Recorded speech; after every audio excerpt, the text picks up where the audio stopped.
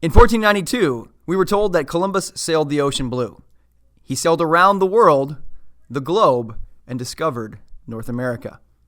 Is this true? Could there actually be a different model of the Earth than what we've been taught in the educational system? That's what we're discussing today. Flat Earth versus globe. I'm Andrew Patterson, an educator here at Coppell High School.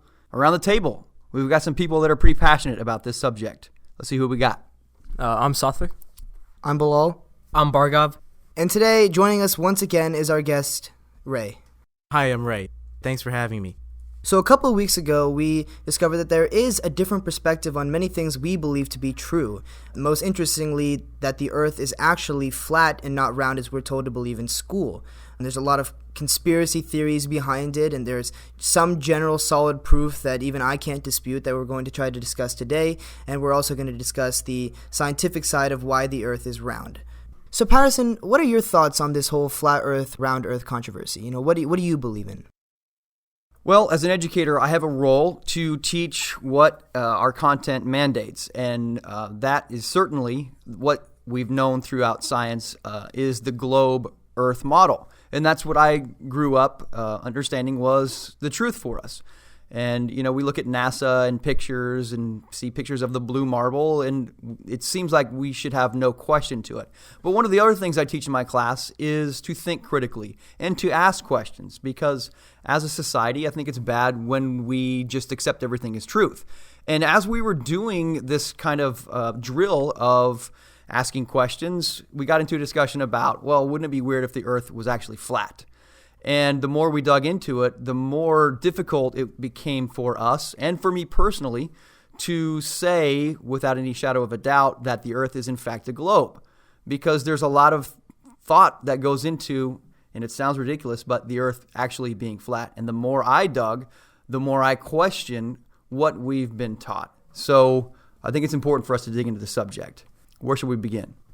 So through the education system, I was informed that the Earth is round, and this is what I've been taught my whole life. And this is something that's been reaffirmed to me through the media, through scientific exploration, and our information and our knowledge of these exploits. But all images we see, they're indisputable, because it seems to me as if that the planetary landmasses that we see are spherical. There's a lot of evidence for why the Earth is round. In the 60s, under Kennedy's administration, a lot of scientific development and space exploration was facilitated, and it was during this era that we actually went to the moon. And so, from my perspective, I don't see any other reason for the Earth to be flat, because I see the scientific proof. If I look through the horizon, I see a select amount of land. I don't see the rest of Earth. I don't see the rest of its inhabitants, and I don't see the rest of this flat plane that the naysayers believe. So my initial reaction to this flat Earth sort of stemmed from the 1960s, as Bhargav previously stated. But in 1893, this guy named Orlando Ferguson actually made a map over this flat Earth, and it is pretty convincing when you actually look at the map. And another thing is, sure, NASA could actually be fake for all we know it. Why would the government lie to the public about this? Well, first of all, public spending. It's a form of nationality, as in we believe in our space program. So we actually have no justifiable reason for NASA to be even true and be called NASA itself. Okay, speaking of the NASA and the moon landing, as we all know from A-Push, hi Mr. Shelby, the 1960s was a very divided time, right? We were pitted against each other, and we were pitted against the foreign enemy, the Soviet Union. So the government needed the people to unite against something. They needed the people to look forward to something, and that is where they introduced the space program. Now, as far as the moon landing goes, there's footage and there's pictures, but there's a lot of evidence that shows it's false.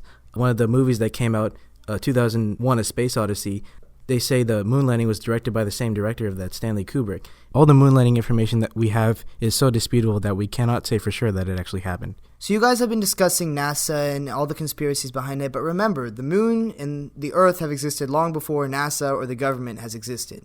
We take it all the way back to the times of Aristotle and the ancient Greek philosophers. Aristotle first noticed that the Earth was round when he was looking at a lunar eclipse, and what he saw was the shadow on the moon being a spherical shape. He did not just see a black shadow cover it, he saw the spherical nature, which you can see today in the images produced, or if you just look up in a lunar eclipse. And another famous argument, something simple that you can do that I would like to hear your opinions on how this existed if the Earth was flat. If you put a stick on the ground, it produces a shadow. As time passes, as the day goes on, the shadow does not stay still. It moves. Why does it move? Great questions. So if we're in agreement that if we look at the Earth as a flat plane, and if the sun goes around the top of that flat plane, it would cause the shadows to be longer. We all agree to that, right? Yes. Okay, I think then the concern is about the perspective. Like, then why can we not see the sun the entire time, right? If it's a flat Earth, we should be able to see, the sun's on the flat Earth. We're looking way over there. So with this idea, it's based off of the law of perspective, not based off of going behind the globe, the curvature of the Earth.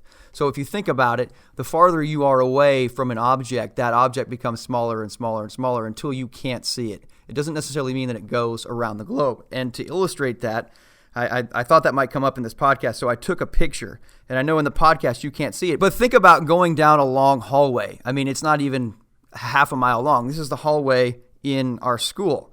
But you can see here how you're looking down the long hallway of the school, and it all comes together in the end. So just based on perspective, you can see how the sun is going to disappear way down the line.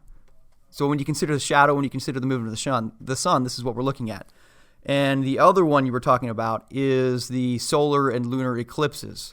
The problem is that they've explained it with the shadow between the Earth is in the middle of the sun, the moon, and things like that. But over the course of history, there's been cases where people have seen both the sun and the moon in the sky and an eclipse of either object. So the explanation can't be that it's caused by the Earth being in the middle of these two objects. What would explain then the curvature that most people see in today's time? What is that? Okay, so based on the reading that I've done on this model, the moon is not reflective of the sun's light. The moon is actually itself a light, and it goes through different phases. So if we're talking about the phases of the moon, then it simply has those phases as part of what it does. If we're talking about a lunar eclipse, then we also know that throughout history we've seen the moon and the sun at the same time as eclipses. So there either has to be another object that we're not being told about, or there's different phases of the sun. And I know that sounds so contrary to what we've been told, but we have to think, well, if there's objects in the sky at the same time, they cannot cast shadows on each other through the Earth. So that is something that makes me question right there. Ray, do you want to discuss more about this whole NASA controversy? Sure. So basically, we've all seen pictures or at least footage of the moon landing, and we all know that iconic flag on the moon. But in the footage, the flag is waving. According to the scientists, there is no gravity on the moon, or there's no wind on the moon, so why should it be waving? Even NASA confirms that we don't have an actual image of the Earth. It's all put together by Photoshop or photo editors. Now, the opposite end to the idea that everything is being composited is that astronauts on the ISS presently who are conducting research for the benefit of NASA. And when they send back photos and we get to see these photos, we see singular images that are just showing their perspective from the ISS, a circular Earth. So to me, the idea that NASA's falsifying their composites is reductive because it seems like the evidence from a direct single image seems to correspond, at least in a significant sense, to the images that they have composited. Okay, so I love NASA. I grew up watching movies, reading autobiographies about the astronauts. I've been to Houston and Florida, Cape Canaveral. I mean, it's just so inspirational. 2 years ago, before I started asking these questions, I went to Florida to the Space Center, and I was so inspired. I was crying. I mean, it moved me. I wanted to be a character in history that reached for the stars. Then I started to see things like on NASA's website where they state their images are composite. They have to put them together. And so we have to ask the question, well, don't we have satellites out there that can get far enough out to take a picture of the Earth? And at this point, NASA claims no. And in fact, the only image they show that was a singular image is from the trip going around the moon back in the 1970s, where they take that one blue marble image. So what we're seeing from the International Space Station these days, you can get on the internet right now and you can see footage, video footage of the International Space Station going past the Earth. The problem is it's low in Earth orbit, so we still don't get to see a full image of the Earth in its blue marble majesty. When I start looking at NASA footage, what I've seen are things that other people have discovered, such as air bubbles in the footage. Air bubbles are not possible in outer space. There's no air. What that is indicative of is that this was filmed in a pool of water, much like they do their underwater training, and they just use it as footage in space. The other thing that's been seen in the space station are scuba tanks. You can see the footage on YouTube where a scuba tank comes out. Why do you need a scuba tank in space? The other thing to think about with NASA is you never ever see an image of an astronaut where the astronaut points the camera at Earth and then swings the camera back all the way around to the stars. You'd never ever see that. You think about rocket launches, and we always see the rockets turn a little bit to meet the curvature of the Earth. But when they time lapse it, you always see the rockets that launch from the Cape Canaveral, and you see the full arc go all the way back down as if it's coming back down in the ocean. There's just this and so much more that I have to question about NASA. So we've been talking a lot about NASA, and some things struck me like maybe they potentially could be real, but when I look at just the historical basis of NASA, the millions of dollars to spend on rockets, and for example, say the Challenger disaster in the 1980s, is that something NASA would do? You spend that much money, end up blowing the thing up, and costing those astronauts' lives, just to prove that, the Earth isn't flat, just to keep it a secret? I mean, I feel like that's such something, even the government would be like, that's not even worth doing, just for the fact that, how much money was spent on that and people's lives were lost. But don't you think that if this was true, if the Earth was flat, how many thousands of people are employed in these space programs all across the world? Wouldn't someone have leaked some images of this? So, Bilal, there isn't really a clear answer for that, because in the end, whether there is somebody who has those leaked images or not, we're still believing what we do. And the whole point is that it matters about what comes to the public and what's accessible to people who have the ability to think differently and question. And as Mr. Patterson said before, I also don't want to believe this, but it comes to your mind when you think about what's really going on, and you just have that human innate nature to start questioning.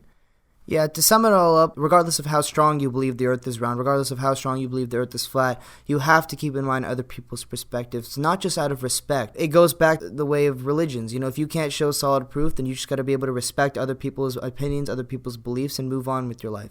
Thank you so much, Ray, for joining us today, and thank you guys so much for listening.